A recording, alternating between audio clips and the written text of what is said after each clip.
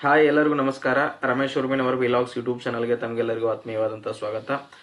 ಗೆಳೆಯರೇ, ಈಗ ನಾವು ಬೇಸಿಕ್ಸ್ ಆಫ್ ಕಂಪ್ಯೂಟರ್ನ ವಿಷಯದ ಕುರಿತು ನಾನು ಇವತ್ತು ಮಾಹಿತಿಯನ್ನು ಹಂಚಿಕೊಳ್ಳಿಕ್ಕೆ ಹೊರಟಿದ್ದೀನಿ. ಸೊ ಈಗ ಮುಂಬರ್ತಕ್ಕಂತಹ ಎಲ್ಲ ಸ್ಪರ್ಧಾತ್ಮಕ ಪರೀಕ್ಷೆಗಳಿಗೆ ಈಗ ವಿಲೇಜ್ ಅಕೌಂಟೆಂಟ್ ಆಗಿರ್ಬೋದು, KPSC ಗ್ರೂಪ್ ಸಿ ಆಗಿರ್ಬೋದು, ಹಾಗೂ ಇನ್ನಿತರೆ ಹಲವಾರು ಪರೀಕ್ಷೆಗಳಲ್ಲಿ ನಮಗೆ ಈ ಕಂಪ್ಯೂಟರ್ ಆಧಾರಿತ ಪ್ರಶ್ನೆಗಳನ್ನ ಕೇಳಿರ್ತಾರೆ. ಸೊ ಹಾಗಾಗಿ ನಾವು ಕಂಪ್ಯೂಟರ್ನ ಬಗ್ಗೆ ತಿಳ್ಕೊಳ್ಳೋದು ಅವಶ್ಯಕವಾಗಿದೆ. ನಾವು ಇವತ್ತು ಬೇಸಿಕ್ಸ್ ಆಫ್ ಕಂಪ್ಯೂಟರ್ನ ಫಸ್ಟ್ ಇಂಟ್ರೊಡಕ್ಷನ್ ಚಾಪ್ಟರ್ ನಲ್ಲಿ ಇದು ಟೈಪ್ಸ್ ಆಫ್ ಕಂಪ್ಯೂಟರ್ಸ್ ಅಂತ ಬರುತ್ತೆ. ಸೊ ನಾವು ತಡ ಮಾಡದೆ ಈ ವಿಷಯದ ಕುರಿತು ನಾವು ಅರ್ಥ ಮಾಡಿಕೊಳ್ಳೋಣ. ಸೊ ಈ ವಿಡಿಯೋ ನೀವು ಯಾರೋ ಸ್ಕಿಪ್ ಮಾಡದೆ ಕಂಪ್ಲೀಟ್ ಆಗಿ ನೋಡಿ. ಇದರಿಂದ ನಿಮಗೆ ಸ್ಪರ್ಧಾತ್ಮಕ ಪರೀಕ್ಷೆಗೆ ತುಂಬಾ ಉಪಯುಕ್ತವಾದಂತಹ ಒಂದು ಮಾಹಿತಿ ಇದಾಗಿರುತ್ತದೆ.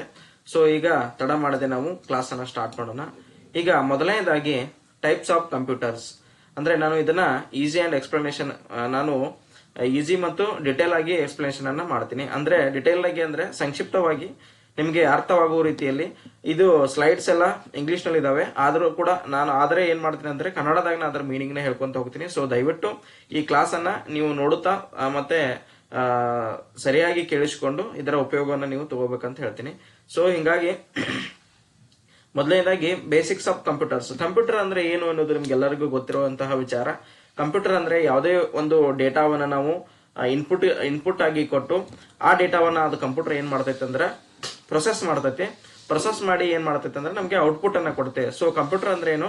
It is an electronic device which takes the input from the input devices and processes the data and gives the output. So ಅದಕ್ಕೆ ನಾವ್ ಏನಂತ ಕರಿತೀವಿ ಅಂದ್ರೆ ಕಂಪ್ಯೂಟರ್ ಅಂತ ಕರಿತೀವಿ. ಸೊ ಕಂಪ್ಯೂಟರ್ ನಲ್ಲಿ ಏನಾಯ್ತು, ಹಿಂದೆ ಯಾರು ಕಂಡು ಹಿಡಿದ್ರು ಏನು ಅನ್ನೋದು ನಿಮ್ಗೆಲ್ಲರಿಗೂ ಗೊತ್ತಿರ್ತಕ್ಕಂತಹ ಬೇಸಿಕ್ ಆದಂತಹ ವಿಚಾರ.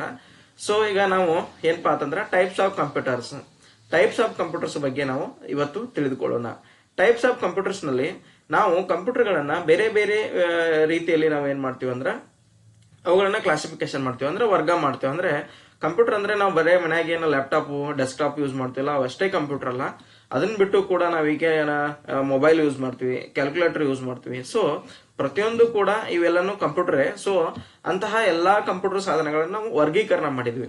ವರ್ಗೀಕರಣ ಯಾವ ಬೇಸ್ ಮೇಲೆ ಮಾಡ್ತೀವಿ ಅಂತಂದ್ರ, ಒಂದು based on size and power, ಅಂದ್ರ ಅದರ ಗಾತ್ರ ಮತ್ತು ಅದರ ಸಾಮರ್ಥ್ಯ ಅಂದ್ರೆ ಏನು? ಯಾವುದೋ ಒಂದು ಡೇಟಾವನ್ನ ನಾವು ಇನ್ಪುಟ್ ಆಗಿ ಕೊಟ್ಟಾಗ ಅದನ್ನ ಪ್ರೊಸೆಸ್ ಮಾಡುವ ಕೆಪಾಸಿಟಿಗೆ ನಾವು ಕಂಪ್ಯೂಟರ್ ಸಾಮರ್ಥ್ಯ ಅಂತ ಹೇಳಿ ಕರಿತೀವಿ. ಸೊ ಯಾವ ಕಂಪ್ಯೂಟರ್ ಜಾಸ್ತಿ ಅಂದ್ರೆ ಪ್ರೊಸೆಸಿಂಗ್ ಕೆಪಾಸಿಟಿ ಯಾವ ಕಂಪ್ಯೂಟರ್ ಜಾಸ್ತಿ ಇರ್ತೈತಿಲ್ಲ, ಆ ಕಂಪ್ಯೂಟರ್ ಬಹಳ ಫಾಸ್ಟ್ ಆಗಿ ವರ್ಕ್ ಆಗುತ್ತೆ ಮತ್ತು ಫಾಸ್ಟ್ ಆಗಿ ಡೇಟಾವನ್ನ ಇನ್ಪುಟ್ ತಗೊಂಡು ಪ್ರೊಸೆಸ್ ಮಾಡಿ ಔಟ್ಪುಟ್ ಅನ್ನ ಕೊಡುತ್ತಾ. ಸೊ ಹಿಂಗಾಗಿ ಮೊದಲನೇ ವಿಧ ಯಾವ್ದಪ್ಪ ಅಂತಂದ್ರೆ ನಾವು ಕಂಪ್ಯೂಟರ್ ಅನ್ನ ಗಾತ್ರ ಮತ್ತು ಸಾಮರ್ಥ್ಯದ ಆಧಾರದ ಮೇಲೆ ಒಂದು ವಿಂಗಡಣೆಯನ್ನ ಮಾಡ್ತೀವಿ. ಅದಾದ ನಂತರ ಬೇಸ್ಡ್ ಆನ್ ಪರ್ಪಸ್, ಅಂದ್ರೆ ನಾವು ಕಂಪ್ಯೂಟರ್ ಅನ್ನ ಯಾವ ಉದ್ದೇಶಕ್ಕಾಗಿ ಬಳಸ್ತಾ ಇದೀವಿ ಅನ್ನೋದರ ಮೇಲೆ ನಮಗೆ ಏನಾಗತ್ತಂದ್ರ ಅದನ್ನ ಎರಡನೇ ವಿಧವಾಗಿ ನಾವು ಮಾಡ್ತೇವೆ. ಅಂದ್ರೆ ಕಂಪ್ಯೂಟರ್ ಗಳನ್ನ ನಾವೀಗ ಹಲವಾರು ರೀತಿಯಾಗಿ ನಾವು ಎಲ್ಲೆಲ್ಲಿ ಬ್ಯಾಂಕ್ಗಳಲ್ಲಿ ಆಗ್ಬಹುದು, ರೈಲ್ವೆಗಳಲ್ಲಿ ಆಗಿರಬಹುದು, ಅಥವಾ ಇನ್ನಿತರೆ ಈಗ ಕಂಪ್ಯೂಟರ್ ಇಲ್ಲಾರ್ದೆ ನಮ್ ಜೀವನನೇ ಇಲ್ಲ. ಸೊ ಹಂಗಾಗಿ ನಾವು ಹಲವಾರು ಏನಪ್ಪಾ ಅಂತಂದ್ರೆ ನಮ್ಮ ನಿತ್ಯ ಜೀವನದಲ್ಲಿ ಹಲವಾರು ಕಡೆ ನಾವು ಕಂಪ್ಯೂಟರ್ ಗಳನ್ನ ನೋಡ್ತೇವೆ. ಸೊ ಅಂತಹ ಕಂಪ್ಯೂಟರ್ ಗಳನ್ನ ನಾವು ಯಾವ ಉದ್ದೇಶಕ್ಕಾಗಿ ಬಳಸ್ತಾ ಇದೀವಿ ಅನ್ನೋದರ ಮೇಲೆ ಕೂಡ ನಾವೇನ್ ಮಾಡ್ತೀವಿ ಅಂದ್ರೆ ಈ ವಿಂಗಡಣೆಯನ್ನ ಮಾಡ್ತೀವಿ. ಸೊ ಅದಾದ ನಂತರ ಮೂರನೇದಾಗಿ ಕಂಪ್ಯೂಟರ್ನ ಯಾವ ವರ್ಗೀಕರಣ ಮಾಡ್ತೀವಿ ಅಂದ್ರೆ ಬೇಸ್ಡ್ ಆನ್ ಡೇಟಾ ಹ್ಯಾಂಡ್ಲಿಂಗ್.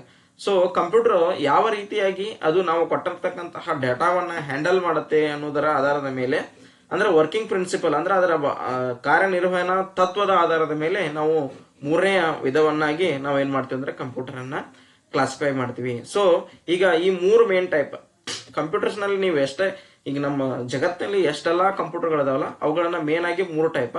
ಆ ಮೂರು ಟೈಪ್ ಅನ್ನ ನಾವು based on size and power, based on purpose, based on data handling ಮೇಲೆ ಮೂರು ವಿಧವಾಗಿ ನಾವು ವಿಂಗಡಣೆ ಮಾಡ್ತೀವಿ. ಸೊ ಆ ಒಂದೊಂದು ವಿಂಗಡಣೆ ಕೆಳಗೂ ಕೂಡ ಏನಪ್ಪಾ ಅಂದ್ರೆ ಮತ್ತೆ ಹಲವಾರು ರೀತಿಯ ಕಂಪ್ಯೂಟರ್ಗಳಿದಾವ.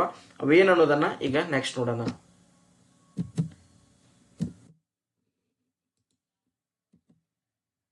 ಈಗ ಮೊದಲನೇದಾಗಿ based on size and processing power, ಅಂದ್ರೆ ಕಂಪ್ಯೂಟರ್ನ ಗಾತ್ರ ಮತ್ತು ಅದು ಪ್ರೊಸೆಸ್ ಮಾಡುವ ಸಾಮರ್ಥ್ಯದ ಆಧಾರದ ಮೇಲೆ ಮೊದಲನೇದಾಗಿ ನಾವು ಅದರೊಳಗೆ ಏನಪ್ಪಾ ಅಂತಂದ್ರೆ ಮೊದಲನೇದಾಗಿ ನಾವು ಸೂಪರ್ ಕಂಪ್ಯೂಟರ್ ಅನ್ನ ನೋಡ್ತೇವೆ. ಸೂಪರ್ ಕಂಪ್ಯೂಟರ್ ಅನ್ನೋದು ನಿಮ್ಗೆಲ್ಲರಿಗೂ ಈಗ ಸ್ವಲ್ಪ ಗೊತ್ತಿರಬಹುದು ಅಂತ ಅನ್ಕೊಂತೀನಿ. ಸೂಪರ್ ಕಂಪ್ಯೂಟರ್ಗಳಂತಂದ್ರೆ ಇವು ಬಹಳ ಫಾಸ್ಟೆಸ್ಟ್ ಮತ್ತು ಮೋಸ್ಟ್ ಪವರ್ಫುಲ್ ಕಂಪ್ಯೂಟರ್ಸ್. ಅಂದ್ರೆ ಇವು ಅವು ಏನಪ್ಪಾ ಅಂತಂದ್ರ ಅವು ಪ್ರೊಸೆಸಿಂಗ್ ಪವರ್ ಏನಿರ್ತೈತೆ ಅಂದ್ರ ಅದ್ರದ ಬಹಳ ಫಾಸ್ಟ್ ಆಗಿ ಅವು ಇದನ್ನ ಮಾಡ್ತಾವ. ಸೊ ಅವು ಏನ್ ಮಾಡ್ತಾವ ಅಂತಂದ್ರ perform trillions of calculations per second. ಅಂದ್ರ ಒಂದು ಸೆಕೆಂಡ್ ಒಳಗ ಟ್ರಿಲಿಯನ್ಸ್ ಆಫ್ ಕ್ಯಾಲ್ಕುಲೇಷನ್ಸ್. ಟ್ರಿಲಿಯನ್ಸ್ ಅಂದ್ರೆ ನೀವು ನೋಡ್ಬೋದು, ಮಿಲಿಯನ್ ಅಂದ್ರ 1 ಮಿಲಿಯನ್ ಅಂದ್ರೆ 10 ಲಕ್ಷ, ಬಿಲಿಯನ್, ಟ್ರಿಲಿಯನ್ ಅಂದ್ರ ಎಷ್ಟೆಲ್ಲ ಅಂದ್ರ ಅಷ್ಟು ಕ್ಯಾಲ್ಕುಲೇಷನ್ಸ್ ಅನ್ನ ಬರೀ ಒಂದೇ ಸೆಕೆಂಡ್ ನಲ್ಲಿ ಮಾಡ್ತಕ್ಕಂತಹ ಕೆಪಾಸಿಟಿ ಯಾವ್ದಕ್ಕೈತೆ ಅಂದ್ರ ಈ ಸೂಪರ್ ಕಂಪ್ಯೂಟರ್ ಗಳಿಗಿದೆ. ಇಂತಹ ಸೂಪರ್ ಕಂಪ್ಯೂಟರ್ ಗಳನ್ನ ನಾವು ಎಲ್ಲಿ ಯೂಸ್ ಮಾಡ್ತೀವಿ ಅಂದ್ರೆ ನಮಗ ಈಗ ವೆದರ್ ಫೋರ್ಕಾಸ್ಟಿಂಗ್ ಅಂದ್ರೆ ಹವಾಮಾನವನ್ನ ನಾವು ಇದನ್ನ ಏನೋ ಫೋರ್ಕಾಸ್ಟ್ ಮಾಡಕ್ ಇದನ್ನ ಮಾಡ್ತೀವಿ. ಈಗ nuclear research, space research. Nuclear ಅಂದ್ರೆ ಪರಮಾಣು ಸಂಶೋಧನೆ, ಸ್ಪೇಸ್ ರಿಸರ್ಚ್ ಅಂದ್ರೆ ಬಾಹ್ಯಾಕಾಶ. ಈಗ ನಮ್ಗೆ ಏನಪ್ಪಾ ಅಂತಂದ್ರೆ ಬಾಹ್ಯಾಕಾಶದಾಗ ನಮ್ಗೆ ಬಹಳ ಅಕ್ಯುರೇಟ್ ಮತ್ತು ಫಾಸ್ಟ್ ಆಗಿ ನಮ್ಗೆ ಏನಾಗಬೇಕಂದ್ರೆ ಡೇಟಾ ಪ್ರೊಸೆಸ್ ಆಗ್ಬೇಕಾಗಿರ್ತದೆ. ಸೊ ಅಂತಹ ಸಂಸ್ಥೆಗಳಲ್ಲಿ ನಾವ್ ಏನ್ ಮಾಡ್ತೀವಿ ಅಂದ್ರ ಏನೋ ಈ ಸೂಪರ್ ಕಂಪ್ಯೂಟರ್ ನ ಯೂಸ್ ಮಾಡ್ತೀವಿ. ಈಗ ಎಕ್ಸಾಂಪಲ್ ಆಗಿ ನಮ್ಮ ಭಾರತದಲ್ಲಿ ಇಂತಹ ಇಷ್ಟೊಂದು ಏನು ಹೈ ಕೆಪಾಸಿಟಿ ಪ್ರೊಸೆಸಿಂಗ್ ಪವರ್ ಇರತಕ್ಕಂತಹ ಸೂಪರ್ ಕಂಪ್ಯೂಟರ್ಗಳು ಇದಾವ ಅಂತ ಅನ್ಕೊಂಡ್ರೆ ಸೊ ಇದಾವೆ. ನಮ್ಮ ಭಾರತದಲ್ಲಿ ಈ ಪರಮ್ ಅನ್ನುವಂತಹ ಒಂದು ಕಂಪ್ಯೂಟರ್ನ ಹೆಸರನ್ನ ನೀವು ಕೇಳಿರ್ಬೋದು. ಈ ಪರಮ್ ಕಂಪ್ಯೂಟರ್ ಬಗ್ಗೆ ನಾವು ತಿಳ್ಕೋಬೇಕು, ಯಾಕಂದ್ರೆ ಇದ್ರ ಮೇಲೆ ಹಲವಾರು ಬಾರಿ ಏನಪ್ಪಾ ಅಂತಂದ್ರ ಸ್ಪರ್ಧಾತ್ಮಕ ಪರೀಕ್ಷೆಯಲ್ಲಿ ಕ್ವಶನ್ ಗಳನ್ನ ಕೇಳಿದಾರ. ಸೊ ಈಗ ಸೂಪರ್ ಕಂಪ್ಯೂಟರ್ ಯಾವ ರೀತಿಯಾಗಿರ್ತೈತೆ ಅನ್ನೋದನ್ನ ನಾ ಇಲ್ಲಿ ನಿಮ್ಗೆ ಒಂದು ಏನೋ ಚಿತ್ರವನ್ನ ಹಾಕಿದ್ದೀನಿ, ನೀವು ನೋಡ್ಕೋಬಹುದು. ಇದು ನಾವು ಮನೆಗೆ ಯೂಸ್ ಮಾಡ್ತಕ್ಕಂತಹ ಡೆಸ್ಕ್ಟಾಪ್ ಮತ್ತು ಲ್ಯಾಪ್ಟಾಪ್, ಮೊಬೈಲ್ ಈ ಎಲ್ಲಾ ಕಂಪ್ಯೂಟರ್ಗಿಂತ ಇದ್ರ ಗಾತ್ರ ಏನಿರ್ತೈತೆ ಅಂದ್ರೆ ಒಂದು ರೂಮ್ ಒಳಗೆ ಹಿಡಿಸ್ತೈತಿ. ಅಂದ್ರ ಒಂದು ದೊಡ್ಡ ಏನು ಮನೆಯಲ್ಲಿ ಈ ಮನೆಯ ಗಾತ್ರದಷ್ಟು ಈ ಕಂಪ್ಯೂಟರ್ ಇರುತ್ತೆ. ಅಂದ್ರ ನೀವು ಒಂದು ವಿಚಾರ ಮಾಡ್ಬೋದು ಏನಪ್ಪಾ ಅಂತಂದ್ರ 1 ಟ್ರಿಲಿಯನ್ ಕ್ಯಾಲ್ಕುಲೇಷನ್ಸ್ ಅನ್ನ ಒಂದೇ ಸೆಕೆಂಡ್ ದಾಗ ಮಾಡ್ಬೇಕಂದ್ರ ಅದರ ಕಲ್ಪನೆಯನ್ನು ನೀವು ಮಾಡ್ಕೋಬಹುದು. ಸೊ ಹಂಗಾಗಿ ಈ ಪರಮ್ ಅನ್ನೋದೊಂದು ನಮ್ದು ಇಂಡಿಯಾದ ಮೊದಲ ಏನಪ್ಪಾ ಅಂತಂದ್ರೆ ಸೂಪರ್ ಕಂಪ್ಯೂಟರ್. ಈ ಪರಮ್ ಸೂಪರ್ ಕಂಪ್ಯೂಟರ್ ಸ್ಪೆಸಿಫಿಕೇಶನ್ ಏನು ಹೇಗೆ ಎಂಬುದನ್ನ ನಾವು ನೋಡುತ್ತಾ ಹೋಗೋಣ. ಸೊ ಈಗ next, India has a strong and growing fleet of supercomputers developed and managed primarily under the National Supercomputing Mission. So ಈ ಸೂಪರ್ ಕಂಪ್ಯೂಟರ್ ಗಳನ್ನ ಯಾವ ಮಿಷನ್ ಅಡಿಯಲ್ಲಿ ಪ್ರೊಡ್ಯೂಸ್ ಮಾಡಕತ್ತಾರಂದ್ರ ರಾಷ್ಟ್ರೀಯ ಸೂಪರ್ ಕಂಪ್ಯೂಟಿಂಗ್ ಮಿಷನ್ ಎಂಬ ಇದರ ಏನು ಈ ಮಿಷನ್ ಅಡಿಯಲ್ಲಿ ಇಂತಹ ಸೂಪರ್ ಕಂಪ್ಯೂಟರ್ ಗಳನ್ನ ಮಾಡಕತ್ತಾರ. So here are the key super computers and programs you should know about. ಅಂದ್ರ ಇಲ್ಲಿ ಇರ್ತಕ್ಕಂತಹ ಸ್ವಲ್ಪ ಕೆಲವೊಂದಿಷ್ಟು ಸೂಪರ್ ಕಂಪ್ಯೂಟರ್ ಗಳ ಬಗ್ಗೆ ನೀವು ತಿಳ್ಕೊಳ್ಳುವಂತಹ ಅವಶ್ಯಕತೆ ಇದೆ. ಈಗ ಮೊದಲನೇದಾಗಿ India's fastest AI super computer ಅಂದ್ರೆ ಐರಾವತ. ಈಗ ಪ್ರಸ್ತುತ ಭಾರತದಲ್ಲಿ ಇರ್ತಕ್ಕಂತಹ ಫಾಸ್ಟೆಸ್ಟ್ ಸೂಪರ್ ಕಂಪ್ಯೂಟರ್ ಯಾವ್ದಪ್ಪ ಅಂತಂದ್ರೆ ಐರಾವತ ಅನ್ನೋದು ಇದೊಂದು artificial intelligence based super computer ಆಗಿರುತ್ತದೆ. ಸೊ ಈಗ ಪ್ರಸ್ತುತ ಭಾರತದಲ್ಲಿ this is currently India's most powerful and prominent super computer. It was ranked 75th in the world in the top 100 list. ಅಂದ್ರೆ ಜಗತ್ತಿನಲ್ಲಿ ಎಲ್ಲಾ ದೇಶಗಳು ಕೂಡ ಈ ಸೂಪರ್ ಕಂಪ್ಯೂಟರ್ ಗಳನ್ನ ಪ್ರೊಡ್ಯೂಸ್ ಮಾಡ್ತವೆ. ಯಾಕೆ ಮಾಡ್ತಾವಂದ್ರ ಈ ನಮಗೆ ಬಾಹ್ಯಾಕಾಶ ಸಂಶೋಧನೆ ಆಗ್ಬೋದು, ವೆದರ್ ಫೋರ್ಕಾಸ್ಟಿಂಗ್ ಆಗಿರ್ಬೋದು, ಅಥವಾ ಈಗೇನು ಬಹಳ ಸೂಪರ್ ಕಾಂಪ್ಲೆಕ್ಸ್ ಕ್ಯಾಲ್ಕುಲೇಷನ್ಸ್ ಇರ್ತಾವಲ್ಲ ಅಂತಹ ಕ್ಯಾಲ್ಕುಲೇಷನ್ ಮಾಡಕ ಇಂತಹ ಸೂಪರ್ ಕಂಪ್ಯೂಟರ್ಗಳ ಅವಶ್ಯಕತೆ ಬಹಳ ಇರ್ತೈತಿ. ಸೊ ಈಗ ರಿಸರ್ಚ್ ಆಗಿರ್ಬೋದು, ಏನೋ ಒಂದು ಇನೋವೇಷನ್ ಮಾಡಕ್ಕಾಗಿರ್ಬೋದು, ಇಂತಹ ಸೂಪರ್ ಕಂಪ್ಯೂಟರ್ಗಳ ಅವಶ್ಯಕತೆ ಐತಿ. ಅಂತಹ ಜಗತ್ತಿನಲ್ಲಿ ಎಲ್ಲಾ ದೇಶಗಳು ಪ್ರೊಡ್ಯೂಸ್ ಮಾಡತಕ್ಕಂತಹ ಸೂಪರ್ ಕಂಪ್ಯೂಟರ್ಗಳಲ್ಲಿ ಈ ಐರಾವತ ಅನ್ನುವಂತಹ ಒಂದು ಸೂಪರ್ ಕಂಪ್ಯೂಟರ್ 75ನೇ ಸ್ಥಾನದಾಗ ಐತಂದ್ರ ನೀವು ವಿಚಾರ ಮಾಡಬಹುದು. ಇಂಡಿಯಾ ನಮ್ಮ ಟೆಕ್ನಾಲಜಿ ಒಳಗೆ ಯಾವ ರೀತಿಯಾಗಿ ತನ್ನ ಸಾಮರ್ಥ್ಯವನ್ನ ತೋರಿಸ್ತಾ ಇದೆ ಅನ್ನೋದು ನಿಮ್ಗೆ ಗೊತ್ತಿರಬಹುದು. ಸೊ ಜಗತ್ತಿನ 500 ಸೂಪರ್ ಕಂಪ್ಯೂಟರ್ ಗಳಲ್ಲಿ ನಮ್ಮ ಇಂಡಿಯಾಸ್ ಯಾವುದು ಐರಾವತ ಅನ್ನುವಂತಹ ಸೂಪರ್ ಕಂಪ್ಯೂಟರ್ 75ನೇ ಸ್ಥಾನದಾಗೈತಿ. ಸೊ ಇದನ್ನ ನೀವು ನೆನ್ಪಿಟ್ಕೋಬೇಕು. ಇದು ಏನಪ್ಪಾ ಅಂತಂದ್ರ ಮೇ 2023 ಒಳಗೆ ಇದನ್ನು ಯಾವ್ದೋ ಗ್ಲೋಬಲ್ ಸೂಪರ್ ಕಂಪ್ಯೂಟರ್ ರ್ಯಾಂಕಿಂಗ್ ಒಳಗ ಇದನ್ನ ನಮ್ಗೆ ಇದರಿಂದ ಗೊತ್ತಾಗಿದೆ. ಸೊ ಏನಂದ್ರೆ ಈ ಐರಾವತ ಅನ್ನೋ ಸೂಪರ್ ಕಂಪ್ಯೂಟರ್ 75ನೇ ಸ್ಥಾನದಾಗೈತೆ ಅಂತೇಳಿ. ಸೊ ಇದು ಈ ಸೂಪರ್ ಕಂಪ್ಯೂಟರ್ ಎಲ್ಲಿ ಐತಂದ್ರ ಇನ್ಸ್ಟಾಲ್ಡ್ ಅಟ್ CDAC. ಸೊ ಇದನ್ನ ಎಲ್ಲಿ ಇನ್ಸ್ಟಾಲೇಷನ್ ಮಾಡಿದಾರ ಅಂದ್ರ centre for development of advanced computing. So ಇದು ಎಲ್ಲೈತೆ ಅಂದ್ರ ಪುನಾದಾಗೈತಿ. ಈ CDAC ಅನ್ನೋದು ಒಂದು ಸಂಸ್ಥೆ, ಈ ಸಂಸ್ಥೆ ಪುನಾದಾಗಿದ್ದು ಇದು ಇಂತಹ ಸೂಪರ್ ಕಂಪ್ಯೂಟರ್ ಗಳನ್ನ ನಿರ್ಮಾಣ ಮಾಡುವಂತಹ ಒಂದು ಸಂಸ್ಥೆ ಆಗಿರುತ್ತದೆ. ಯಾವ ಮಿಷನ್ ನ ಅಡಿಯಲ್ಲಿ ಅಂತಂದ್ರೆ ನ್ಯಾಷನಲ್ ಸೂಪರ್ ಕಂಪ್ಯೂಟಿಂಗ್ ಮಿಷನ್ ನ ಅಡಿಯಲ್ಲಿ ಇಂತಹ ಒಂದು ಸಂಸ್ಥೆ ಏನ್ ಮಾಡ್ತೈತೆ ಅಂದ್ರ ಸೂಪರ್ ಕಂಪ್ಯೂಟರ್ ಗಳನ್ನ ರೆಡಿ ಮಾಡ್ತದ. ಸೊ ಇದರ ಪರ್ಪಸ್ ಏನಪ್ಪಾ ಅಂತಂದ್ರ it is an AI focused system designed to boost India's capabilities in artificial intelligence, research and high performance computing. So ಇದು ಏನ್ ಮುಖ್ಯ ಉದ್ದೇಶ ಏನಪ್ಪಾ ಅಂತಂದ್ರ ಇದೊಂದು ಆರ್ಟಿಫಿಷಿಯಲ್ ಇಂಟೆಲಿಜೆನ್ಸ್ ಫೋಕಸ್ಡ್ ಆದಂತಹ ಒಂದು ವ್ಯವಸ್ಥೆ ಆಗಿರ್ತೈತಿ. ಇದನ್ನ ಎದಕ್ಕೆ ಯೂಸ್ ಮಾಡ್ತಾರಂದ್ರ ಆರ್ಟಿಫಿಷಿಯಲ್ ಇಂಟೆಲಿಜೆನ್ಸ್ ರಿಸರ್ಚ್ ಮತ್ತು ಹೈ ಪರ್ಫಾರ್ಮೆನ್ಸ್ ಕಂಪ್ಯೂಟಿಂಗ್ ಅಂದ್ರೆ ಸಂಶೋಧನೆ ಆಗಿರ್ಬೋದು, ಹೈ ಪರ್ಫಾರ್ಮೆನ್ಸ್ ಕಂಪ್ಯೂಟಿಂಗ್ ನಲ್ಲಿ ಆಗಿರ್ಬೋದು, ಅಂತಹ ಒಂದು ಕ್ಷೇತ್ರಗಳಲ್ಲಿ ಈ ಸೂಪರ್ ಕಂಪ್ಯೂಟರ್ ನ ಯೂಸ್ ಮಾಡ್ತಾರೆ. ಸೊ ಇದಾದ ನಂತರ ನಮಗೆ ಮೋಸ್ಟ್ ಪಾಪ್ಯುಲರ್ ಆದಂತಹ ಭಾರತದ ಮೊಟ್ಟ ಮೊದಲ ಸೂಪರ್ ಕಂಪ್ಯೂಟರ್ ಆದಂತಹ ಪರಂ ಅನ್ನೋದೊಂದು ಸೂಪರ್ ಕಂಪ್ಯೂಟರ್. ಸೊ ಈ ಪರಂ ನಲ್ಲಿ ಸೀರೀಸ್ ಬರುತ್ತೆ. ಸೀರೀಸ್ ಅಂದ್ರೆ ಇಲ್ಲಿ ನೋಡಬಹುದು ನೀವು, ಪರಂ 8000, ಪರಂ ಸಿದ್ಧಿ AI, ಪರಂ ಪ್ರವೇಗ, ಹೀಗೆ ಹಲವಾರು ಸೀರೀಸ್ ಗಳಲ್ಲಿ ಈ ಪರಂ ಅನ್ನುವಂತಹ ಕಂಪ್ಯೂಟರ್ ಗಳನ್ನ ಸೂಪರ್ ಕಂಪ್ಯೂಟರ್ ಗಳನ್ನ ಈ ನ್ಯಾಷನಲ್ ಸೂಪರ್ ಕಂಪ್ಯೂಟಿಂಗ್ ಮಿಷನ್ ನ ಅಡಿಯಲ್ಲಿ CDAC ಪುಣೆದಲ್ಲಿರತಕ್ಕಂತಹ ಸಂಸ್ಥೆ ಏನ್ ಮಾಡಕತ್ತೈತಿ ಅಂದ್ರ ಡೆವಲಪ್ ಮಾಡಕತ್ತೈತಿ, ಅಂದ್ರ ಅದನ್ನ ಪ್ರೊಡಕ್ಷನ್ ಮಾಡಕತ್ತೈತಿ. ಸೊ ಹಿಂಗಾಗಿ ಈಗ ಪರಂ ಅನ್ನುವಂತಹದೊಂದು this is India's most well known series of super computers all developed by CDAC. ಅಂದ್ರ ಈ ಸೀರೀಸ್ ಆಫ್ ಸೂಪರ್ ಕಂಪ್ಯೂಟರ್ಗಳು ಏನ್ ಪರಂ ಅನ್ನುವುದಾವಲ್ಲ ಇವುಗಳನ್ನ ಎಲ್ಲಾನು ಕೂಡ ಯಾವ್ದು ಪ್ರೊಡ್ಯೂಸ್ ಮಾಡೈತೆ ಅಂದ್ರ CDAC ಅನ್ನುವಂತಹ ಒಂದು ಸಂಸ್ಥೆ ಪ್ರೊಡ್ಯೂಸ್ ಮಾಡೈತೆ. ಸೊ CDAC ಅಂದ್ರೆ ಏನ, centre for development of advanced computing. So ನೀವು ಇದನ್ನ ನೆನ್ಪಿಟ್ಕೋಬೇಕು, ಯಾಕಂದ್ರೆ CDAC ಅನ್ನೋದು ಒಂದು ಬಹಳ ಇಂಪಾರ್ಟೆಂಟ್ ಅಂತಹ ಭಾರತದಲ್ಲಿರ್ತಕ್ಕಂತಹ ಸೂಪರ್ ಕಂಪ್ಯೂಟರ್ ನ ಪ್ರೊಡ್ಯೂಸ್ ಮಾಡತಕ್ಕಂತಹ ಒಂದು ಸಂಸ್ಥೆ ಆಗಿತ್ತು. ಸೊ CDAC ಅಂದ್ರೆ ಏನಂತ ಕೇಳಿದ್ರೆ ಅಂದ್ರೆ centre for development of advanced computing ಅಂತ ನೀವು ನೆನ್ಪಿಟ್ಕೋಬೇಕಾಗತ್ತೆ. ಸೊ ಅದಾದ ನಂತರ ಫಸ್ಟ್ ಭಾರತದಲ್ಲಿ ಪರಂ ಸೀರೀಸ್ ಅಲ್ಲಿ ಫಸ್ಟ್ ಬಂದಂತಹ ಸೂಪರ್ ಕಂಪ್ಯೂಟರ್ ಯಾವ್ದಂದ್ರೆ ಪರಂ 8000. ದ ಫಸ್ಟ್ ಒನ್ ಅಂದ್ರೆ ಮೊದಲನೇದು ಬಿಲ್ಟ್ ಇನ್ 1991 ಅಂದ್ರೆ 1991 ಇದನ್ನ ನಿರ್ಮಾಣ ಮಾಡಿದ್ರು. This was a major achievement that put India on the global supercomputing map, especially since India had been denied access to this technology by the US. So ಏನಾಗಿತ್ತಂದ್ರ ಇಂತಹ ಒಂದು super computer ಅನ್ನ ನಿರ್ಮಾಣ ಮಾಡ್ತಕ್ಕಂತಹ ಒಂದು ತಂತ್ರಜ್ಞಾನವನ್ನ ಅಮೆರಿಕದವ್ರು ಏನ್ ಮಾಡಿದ್ರು ಅಂತಂದ್ರ ಅವ್ರು ನಮಗೆ ಕೊಡಾಕ ಅವ್ರು ಏನ್ ಮಾಡಿದ್ರು, ಇದನ್ ಮಾಡಿದ್ರು ಏನ, ಅವ್ರು ನಿಮ್ಗೆ ಕೊಡಂಗಿಲ್ಲ ಅಂತ ಹೇಳಿದ್ರ. ಅಂದ್ರ ನೀವು ವಿಚಾರ ಮಾಡಬಹುದು ಭಾರತೀಯ ತಲೆಗಳ ಬಗ್ಗೆ ಅಥವಾ ಭಾರತೀಯ ಏನು ಬ್ರೈನ್ ಗಳ ಬಗ್ಗೆ ನೀವು ಈ ಒಂದು ಇದರಿಂದ ಏನ್ ಗೊತ್ತಾಗತ್ತಂದ್ರೆ ನಮ್ಮ ಭಾರತೀಯ ತಲೆಗಳು ಎಷ್ಟು ಅಡ್ವಾನ್ಸ್ಡ್ ಆಗಿ ಅವಾಗ 1991 ಒಳಗ ವಿಚಾರ ಮಾಡಿದಾರ ಅಂತ ನೀವು ಅರ್ಥ ಮಾಡ್ಕೋದು. ಯಾಕಂದ್ರ ಇಂತಹ ಒಂದು ಸೂಪರ್ ಕಂಪ್ಯೂಟರ್ ಟೆಕ್ನಾಲಜಿನ ನಮ್ಮ ಭಾರತಕ್ಕೆ ಎಲ್ಲಾದ್ರೂ ಕೊಟ್ಬಿಟ್ರೆ ಇವ್ರು ನಮ್ಕಿಂತ ಮುಂದೆ ಹೋಗ್ತಾರ ಅನ್ನೋ ಒಂದು ಉದ್ದೇಶದಿಂದ ಅಥವಾ ನಮ್ಕಿಂತ ಹೆಚ್ಚು ಪ್ರಗತಿಯನ್ನ ಸಾಧಿಸ್ತಾರ ಅನ್ನೋದೊಂದು ಅಮೆರಿಕನ್ನರ ಇದನ್ನಾಗಿತ್ತು.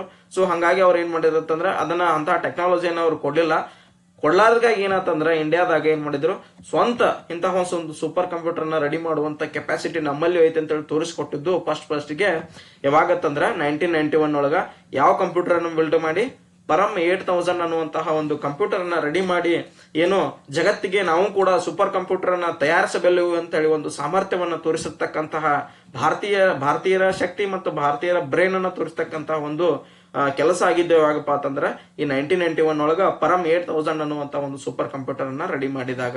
ಸೊ ಇದು ಅಮೆರಿಕನರಿಗೆ ದಿಗ್ಭ್ರಮೆಯನ್ನು ಹುಟ್ಟಿಸ್ತಕ್ಕಂತಹ ಒಂದು ಕೆಲಸ. ಯಾಕಂದ್ರ ಅವರು ಬರೀ ನಮ್ತೆ ಕಷ್ಟ ಈ ಟೆಕ್ನಾಲಜಿ ಐತಿ, ನಾವು ಕೊಟ್ರನ ಇವ್ರಿಗೆ ಇದು ಟೆಕ್ನಾಲಜಿ ಯೂಸ್ ಮಾಡ್ಕೊಂಡು ಇವ್ರು ಸೂಪರ್ ಕಂಪ್ಯೂಟರ್ ರೆಡಿ ಮಾಡಬಹುದು ಅನ್ನೋಂತ ಒಂದು ತಲೆ ಆಗಿತ್ತು ಅವ್ರಿಗೆ. ಸೊ ನಾವು ಬಹಳ ದೊಡ್ಡ ಸೈನ್ಯ, ನಮ್ಗ ಎಲ್ಲ ಗೊತ್ತೈತಿ ಅನ್ನುವಂತರ ಅವ್ರ ಬಿಹೇವಿಯರ್ ಇತ್ತು.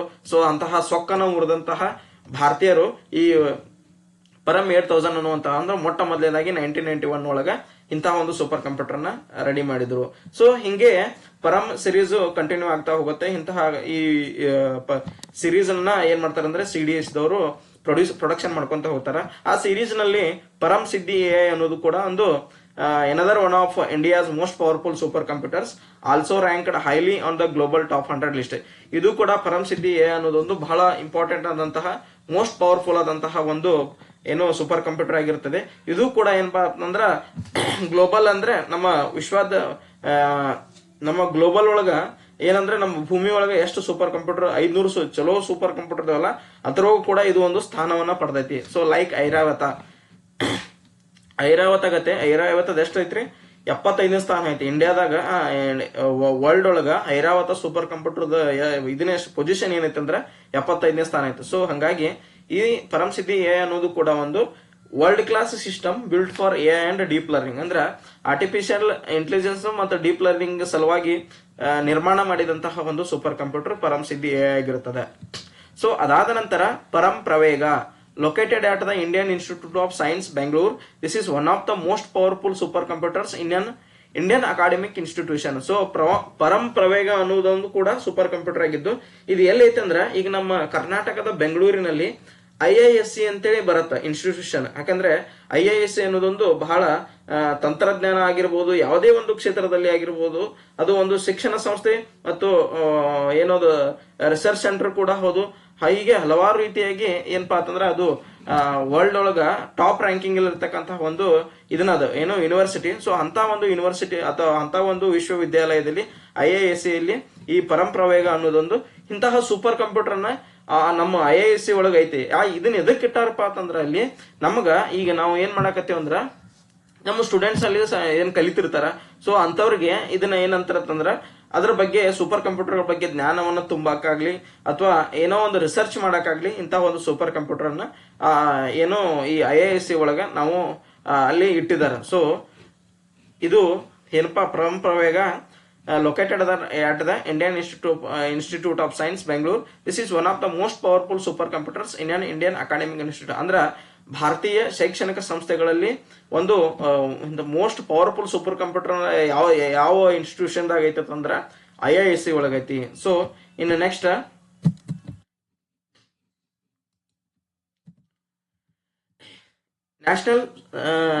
National super computing mission.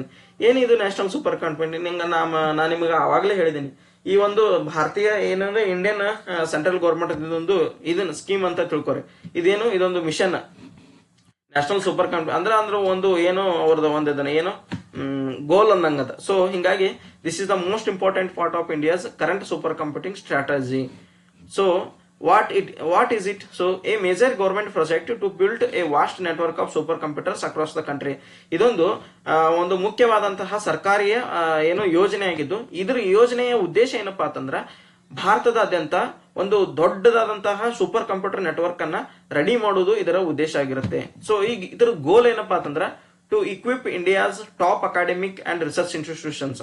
ಅಂದ್ರ ಇಂಡಿಯಾದಲ್ಲಿರ್ತಕ್ಕಂತಹ ಟಾಪ್ ಶೈಕ್ಷಣಿಕ ಮತ್ತು ಸಂಶೋಧನಾ ಇನ್ಸ್ಟಿಟ್ಯೂಷನ್ಗಳಲ್ಲಿ ಅಂದ್ರೆ ಲೈಕ್ ನಮ್ದು ಇಂಡಿಯನ್ ಇನ್ಸ್ಟಿಟ್ಯೂಟ್ ಆಫ್ ಟೆಕ್ನಾಲಜಿ ಆಗಿರ್ಬೋದು, ನ್ಯಾಷನಲ್ ಇನ್ಸ್ಟಿಟ್ಯೂಟ್ ಆಫ್ ಟೆಕ್ನಾಲಜಿ ಆಗಿರ್ಬೋದು, ಇಂತಹ ಒಂದು ದೊಡ್ಡ ದೊಡ್ಡ ಶೈಕ್ಷಣಿಕ ಸಂಸ್ಥೆಗಳು ಮತ್ತು ಇಂತಹ ರಿಸರ್ಚ್ ಇನ್ಸ್ಟಿಟ್ಯೂಷನ್ ಒಳಗ ಇಂತಹ ಒಂದು ಸೂಪರ್ ಕಂಪ್ಯೂಟರ್ ನಾವು ಇಟ್ಟಿದ್ರ ಅದರಿಂದ ನಾವ್ ಏನಾಗತ್ತಂದ್ರ ಜಾಸ್ತಿಯಾಗಿ ಏನ್ ಮಾಡಬಹುದು ಅಂದ್ರೆ ರಿಸರ್ಚ್ ಮಾಡಬಹುದು, ಇನ್ನೂ ಕೂಡ ನಾವು ಅಭಿವೃದ್ಧಿಯನ್ನು ಹೊಂದಬಹುದು ಮತ್ತು ಅದರಿಂದ ಅದರ ಸದುಪಯೋಗ ಉಪಯೋಗ ಮಾಡಿಕೊಂಡು ನಾವು ಬಾಹ್ಯಾಕಾಶದಲ್ಲಿ ಆಗಿರಬಹುದು, ವೆದರ್ ಫೋರ್ಕಾಸ್ಟಿಂಗ್ ಆಗಿರಬಹುದು.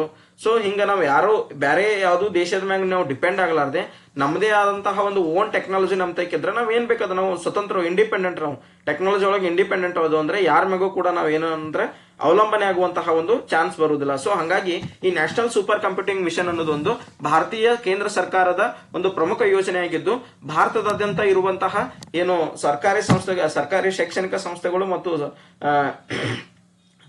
ಸಂಶೋಧನಾ ಇನ್ಸ್ಟಿಟ್ಯೂಷನ್ಗಳಲ್ಲಿ ಇಂತಹ ಸೂಪರ್ ಕಂಪ್ಯೂಟರ್ಗಳನ್ನ ಇಟ್ಟು ಇದು ನಮ್ಮ ಭಾರತ ದೇಶವನ್ನ ಏನಪ್ಪಾ ಅಂತಂದ್ರ ಅಭಿವೃದ್ಧಿಯ ಪಥದತ್ತ ಸಾಗಿಸುವಂತಹ ಒಂದು ಕೆಲಸವನ್ನ ಏನ್ ಮಾಡಾಕತ್ತವು ಇವು ನ್ಯಾಷನಲ್ ಸೂಪರ್ ಕಂಪ್ಯೂಟಿಂಗ್ ಮಿಷನ್ ಮಾಡಾಕತ್ತೈತಿ. ಸೊ ಹಿಂಗಾಗಿ ಈ ಎಕ್ಸಾಂಪಲ್ ನೋಡ್ಕೊತ ಹೋಗೋಣ. ಇಂಥವು ಸೂಪರ್ ಕಂಪ್ಯೂಟರ್ಗಳನ್ನ ಯಾವ್ಯಾವ ಕಂಪ್ಯೂಟರ್ಗಳನ್ನ ಎಲ್ಲೆಲ್ಲಿ ಇಟ್ಟಾರ ಅಂತಂದ್ರ ಪರಂ ಗಂಗಾ ಅನ್ನೋದು IIT ರೂರ್ಕಿ ಒಳಗೈತಿ. ಸೊ IIT ಅಂದ್ರೆ Indian institute of technology. IIT ಯಾಕೆ ಇಷ್ಟೊಂದು IIT ಇಂಪಾರ್ಟೆಂಟ್ ಪಾ ಅಂತಂದ್ರ ಈ IIT ಅಲ್ಲಿ ಬಹಳ ಏನಪ್ಪಾ ಅಂತಂದ್ರ ಈಗ ನೀವು PUC ನಂತರ JEE ಬರೋದು ಎಕ್ಸಾಮ್ ಬರೋದೆಲ್ಲ ಹೋಗ್ತೀರಿ. ಸೊ ಅಂತಹ ಒಂದು ಟಫೆಸ್ಟ್ ಎಕ್ಸಾಮ್ ಅನ್ನ ಪಾಸ್ ಮಾಡಿ ಹೋಗ್ತಕ್ಕಂತಹ ವಿದ್ಯಾರ್ಥಿಗಳು ಅಲ್ಲಿ ಇಂಜಿನಿಯರಿಂಗ್ ಅನ್ನ ಕಲಿತು ಸೊ ಅವ್ರ ಏನ್ ಮಾಡ್ತಾರಂದ್ರ ಇಂತಹ ಒಂದು ಇನೋವೇಷನ್ಸ್ ಮತ್ತು ರಿಸರ್ಚ್ ಅಲ್ಲಿ ಏನ್ ಮಾಡ್ತಾರಂದ್ರ ರಿಸರ್ಚ್ ಅನ್ನ ಕೈಗೊಳ್ತಾರ. ಸೊ ಅಂತವ್ರಿಗೂ ಕೂಡ ಹೆಲ್ಪ್ ಆಗ್ಲಿ ಮತ್ತ ರಿಸರ್ಚ್ ಫೀಲ್ಡ್ ಅಲ್ಲಿ ಇನ್ನೂ ನಾವು ಮುಂದೆ ಬರ್ಲಿ ಅನ್ನೋ ಒಂದು ಸಂಬಂಧ ಇಂತಹ ಎಲ್ಲಾ ಇನ್ಸ್ಟಿಟ್ಯೂಷನ್ ಒಳಗೆ ಇವನ್ನ ಸೂಪರ್ ಕಂಪ್ಯೂಟರ್ ಗಳನ್ನ ಇಟ್ಟಿದ್ದಾರೆ. ಪರಂ ಶಕ್ತಿ ಅನ್ನೋದು IIT ಖರಗ್ಪುರ್ IIT ಒಳಗೈತಿ. ಪರಂ ಬ್ರಹ್ಮ ಅನ್ನೋದು IISER ಪುಣಾದಾಗೈತಿ. ಪರಂ ಶಿವಾಯ ಅನ್ನೋದು IIT ಭುವನೇಶ್ವರ್ ವಾರಣಾಸಿ ಒಳಗೈತಿ. ಸೊ ಇವ್ ನೀವು ಸ್ವಲ್ಪ ಗ್ಲಾನ್ಸ್ ಮಾಡ್ರಿ ಹಂಗ ಯಾವ ಸೂಪರ್ ಕಂಪ್ಯೂಟರ್ ಯಾವ ಇನ್ಸ್ಟಿಟ್ಯೂಷನ್ ದಾಗ ಐತಿ ಕೇಳ್ಬೋದು, ಕೇಳದೇ ಇರ್ಬೋದು, ಬಟ್ ನೀವು ನೆನ್ಪಿಟ್ಕೊಳ್ಳೋದು ಒಳ್ಳೆಯದು.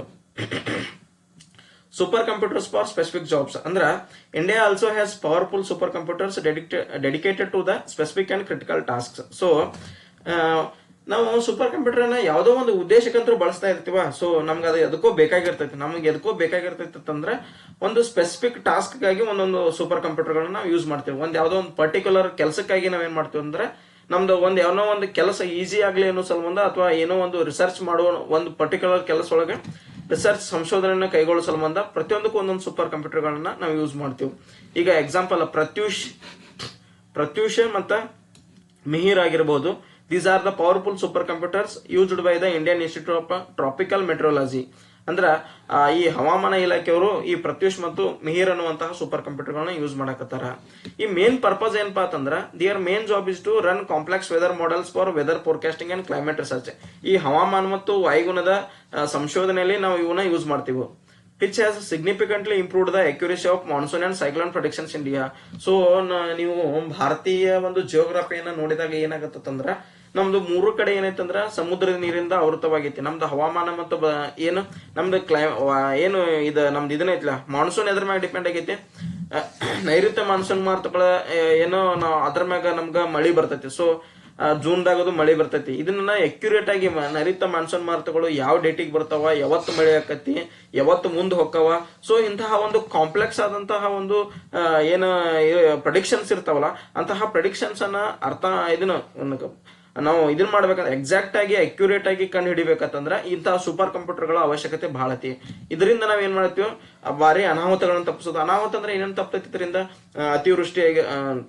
ಅತಿವೃಷ್ಟಿ, ಪ್ರವಾಹ, ಇಂತಹ ಹಲವಾರು ನಮ್ಗೀಗ ಆಲ್ರೆಡಿ ನಮ್ಗೆ ಇನ್ಫಾರ್ಮೇಶನ್ ಗೊತ್ತಿತ್ತಂದ್ರ ಇವತ್ತು ಮಾನ್ಸೂನ್ ಮಾರುತ ಬರಾಕತೈತಿ, ಮಳೆ ಆಕತಿ ಅಂತ ಹೇಳಿ ನಮ್ಗೆ ಅಡ್ವಾನ್ಸ್ ಗೊತ್ತಿತ್ತಂದ್ರ ನಾವು ಅಡ್ವಾನ್ಸ್ ಪ್ರಿಪರೇಷನ್ ಅನ್ನ ಮಾಡ್ತೀವಿ. ಅಂದ್ರೆ ಅದಕ್ಕೆ ಮುನ್ನೆಚ್ಚರಿಕೆ ಕ್ರಮಗಳನ್ನ ನಾವು ಕೈಗೊಂಡೇವೆ ಅಂದ್ರೆ ಏನಾಕತಿ, ಅದರಿಂದ ಆಗುವಂತಹ ಅನಾಹುತಗಳನ್ನ ತಪ್ಪಿಸಲಿಕ್ಕೆ ಅಥವಾ ಅದರಿಂದ ಆಗುವಂತಹ ಏನು ಪ್ರವಾಹ ಆಗಿರ್ಬೋದು, ಅತಿವೃಷ್ಟಿ, ಇಂತಹಗಳಿಂದ ನಾವು ಮುನ್ನೆಚ್ಚರಿಕಾ ಕ್ರಮವನ್ನ ಕೈಗೊಂಡು ನಾವ್ ಏನ್ ಮಾಡ್ತೀವಿ ಅಂತಂದ್ರ ನಮ್ಮ ಏನೋ ಅಡ್ಜಸ್ಟ್ಮೆಂಟ್ ಮಾಡ್ಕೋತೀವಿ. ಸೊ ಹಿಂಗಾಗಿ ಇಂತಹ ಸೂಪರ್ ಕಂಪ್ಯೂಟರ್ಗಳನ್ನ ಯೂಸ್ ಮಾಡ್ಕೊಂಡು ನಾವು ಏನೋ ನಮ್ಗ ವೆದರ್ ಫೋರ್ಕಾಸ್ಟಿಂಗ್ ಯೂಸ್ ಮಾಡ್ಕೋತೀವಿ. ಸೊ ಇನ್ ಶಾರ್ಟ್ ಇದನ್ನ ಸಂಕ್ಷಿಪ್ತವಾಗಿ ಹೇಳ್ಬೇಕಂದ್ರೆ India's super computing power is driven by the National Supercomputing Mission with CDAC being the key organization building landmark systems like the Param series and the new AI focused IRATA.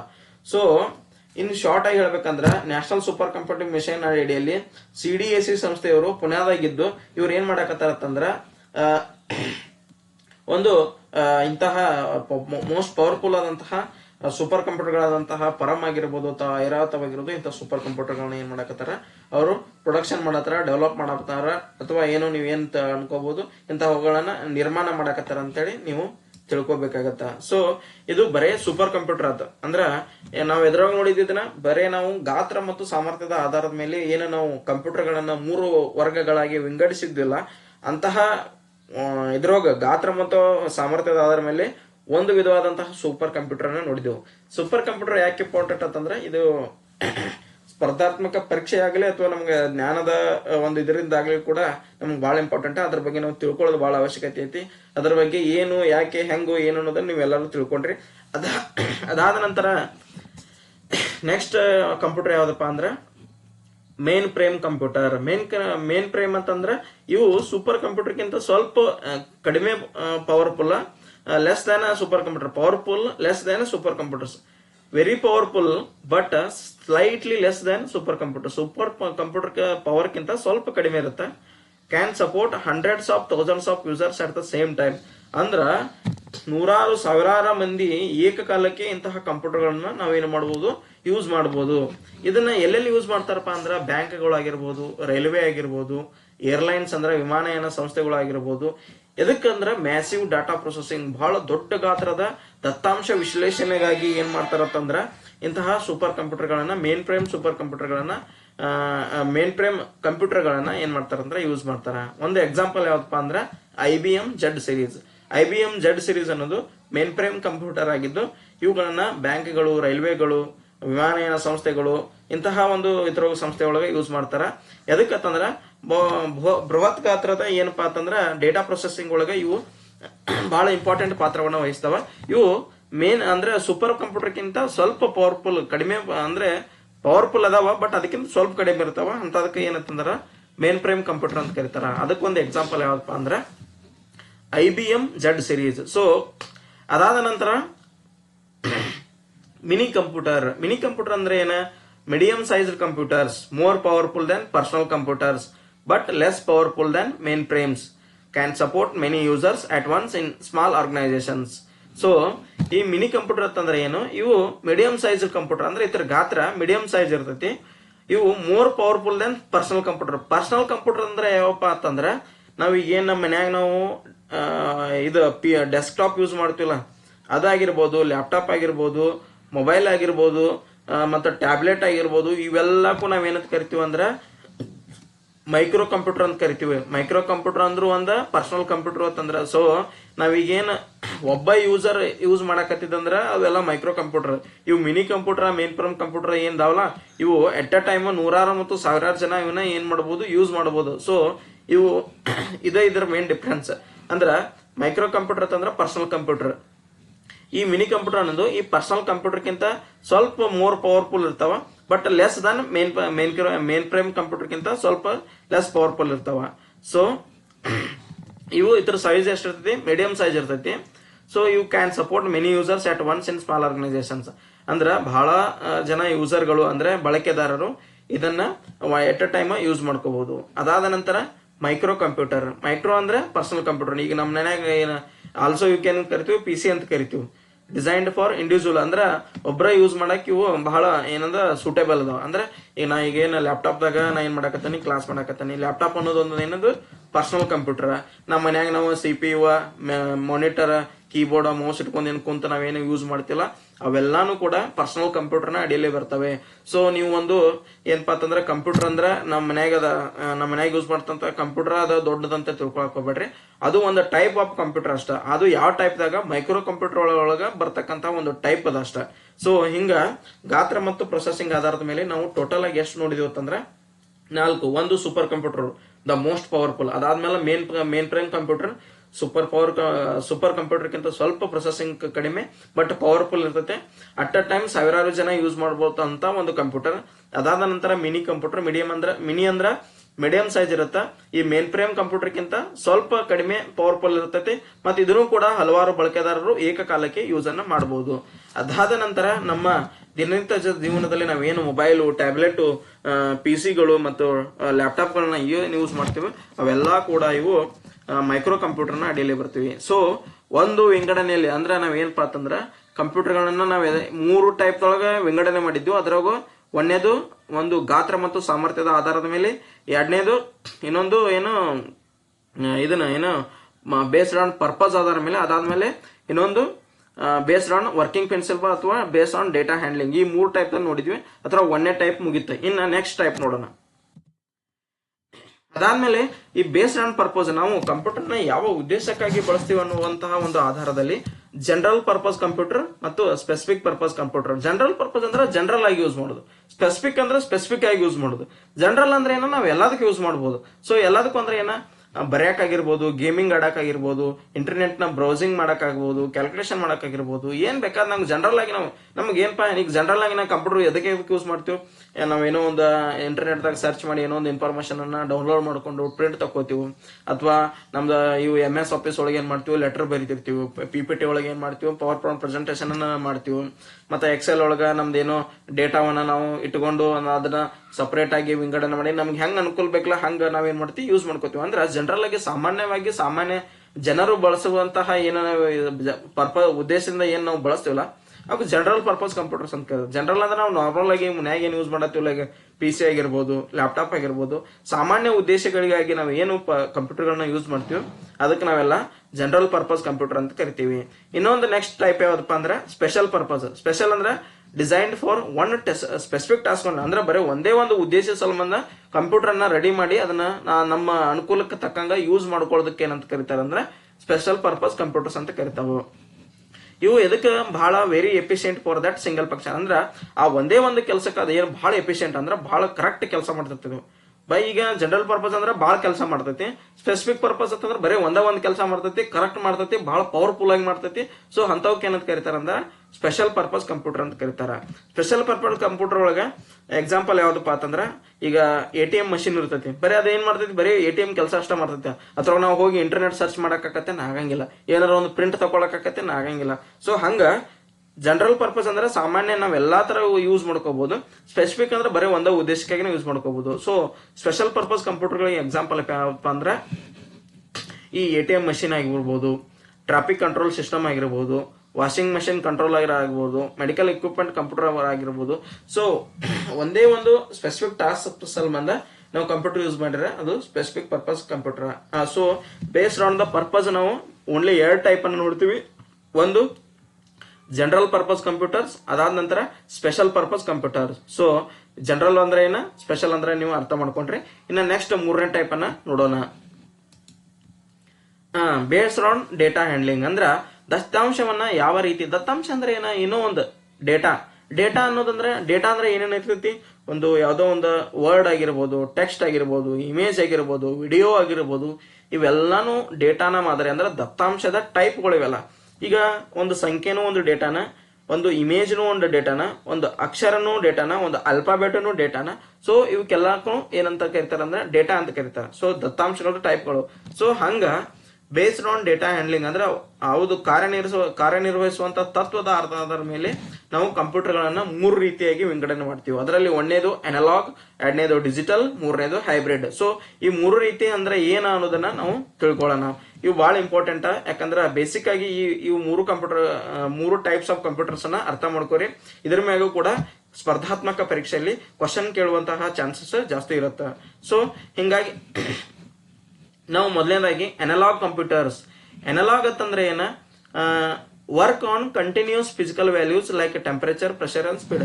ಈಗ ನಾವು ಒಂದ್ ದಿವಸ cycle motor ಓಡಿಸ್ತಿರ್ತೀವಿ ನಮ್ಮ ಮನ್ಯಾಗ. So ಅಲ್ಲಿ ನಮ್ದು speedometer ಏನ್ ಮಾಡ್ತಿರ್ತೈತಿ, continuous ಆಗಿ ಅದ್ರ ನೀಡಲ್ಲ ಹಿಂಗ ಅಕಾಡೆಮ್ ತಿರುಗೋದ್ ಮಾಡ್ತಿರ್ತೈತಿ. ಸೊ ಅದಕ್ಕೆ ನಾವ್ ಏನಂತ ಕರಿತೀವಿ ಅಂದ್ರೆ ಅನಲಾಗ್ ಕಂಪ್ಯೂಟರ್ ಅಂತ ಕರಿ. ಅದು ಒಂದ್ ರೀತಿಯಾದಂತಹ ಕಂಪ್ಯೂಟರ್, ಬಟ್ ಅಲ್ಲಿ ಡೇಟಾ ಕಂಟಿನ್ಯೂಸ್ ಆಗಿ ಸ್ಮೂತ್ ಆಗಿ ಏನಾಕಿರ್ತೈತಿ ಅಂದ್ರೆ ಚೇಂಜ್ ಆಗಿರ್ತೈತಿ. ಅಂದ್ರೆ ಈಗ ನಾ ಗಾಡಿ ಒಂದ 20 ಸ್ಪೀಡ್ ಇತ್ತಂದ್ರ 20 ಸ್ಪೀಡ್ ತೋರಿಸಿರ್ತೈತಿ. ಹಂಗ ರೇಸ್ ಹಿಡಿದ್ನಂದ್ರ ಫುಲ್ ಎಕ್ಸಿಲರೇಟರ್ ಮಾಡಾಕತ್ತಿನಂದ್ರ 20, 21, 22 ಅಂದ್ರ ಡೇಟಾ ಕಂಟಿನ್ಯೂಸ್ ಆಗಿ ಏನಾಕಿರ್ತೈತಿ, ಅದು ಏನೋ ಇದನ್ನ ಹಾಕಿರ್ತೈತಿ, ಏನೋ ತೋರಿಸ್ತೈತಿ. ಅಂದ್ರೆ ಡೇಟಾ ಬಹಳ ಕಂಟಿನ್ಯೂಸ್ ಆಗಿ ಸ್ಮೂತ್ ಆಗಿ ಚೇಂಜ್ ಆಗೋದನ್ನ ಸ್ಪೀಡೋಮೀಟರ್ದಾಗ ನಾವು ಏನ್ ನೋಡ್ತೀವಿ, ಚೇಂಜ್ ಆಗೋದನ್ನ ನೋಡ್ತೀವಿ. ಸೊ ಅದಕ್ಕೆ ಏನಂತ ಕರೀತಾರ ಅಂತಂದ್ರ ಅನಲಾಗ್ ಅಂತ ಕರಿತೀವಿ. So used in scientific and engineering devices.